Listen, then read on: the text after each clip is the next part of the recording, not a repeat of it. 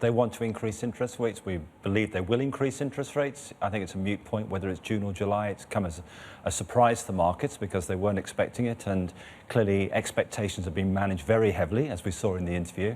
So I think they want to get on with it. We still think there's the probability or possibility of a 2 moves this year. And I think they just want to get on with it soon. Although the electoral cycle is, they say, is not important, I don't think they want to leave it the second move until later in the year. So the quicker they can do that first move and move on to the next one, that I think is very much in their minds at the moment. Okay, why so? I think they want to normalise life. They want the markets to believe that the interest rate in the United States is not close to zero, it's close to 2 or 3% over a longer term cycle. Now, the Bank of Japan, of course, tried this in the past by putting that kind of psychology into the market that if we raise interest rates, that's all good news. But clearly the US is a very different place. So it could be a reinforcement of better things for the future.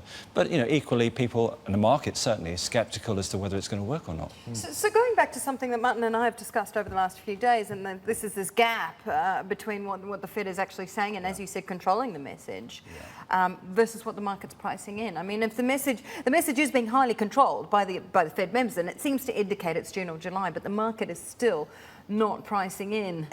And on that point, you know, I was talking to Bullard about this. When you think back to, let's say, 2013, when Ben Bernanke started trying to get the market to think about, oh, we're going to start exiting, we're going to start tapering, get used to it, right? The yield curve steepened, all right? This time around, though, on the verge of a second rate hike, the yield curve is flattening, seeming to suggest, with the long end, the short end picking up, that, okay, the market's getting around to, all right, they're going to hike.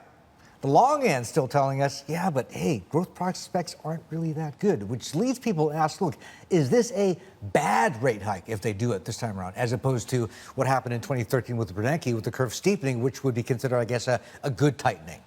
I think they've got sufficient excuses. You've seen an improvement to the labour market. You are seeing an increase in wage inflation. You are seeing headline inflation that's coming back up to the target that they set. So they're saying, we're going to get on with it.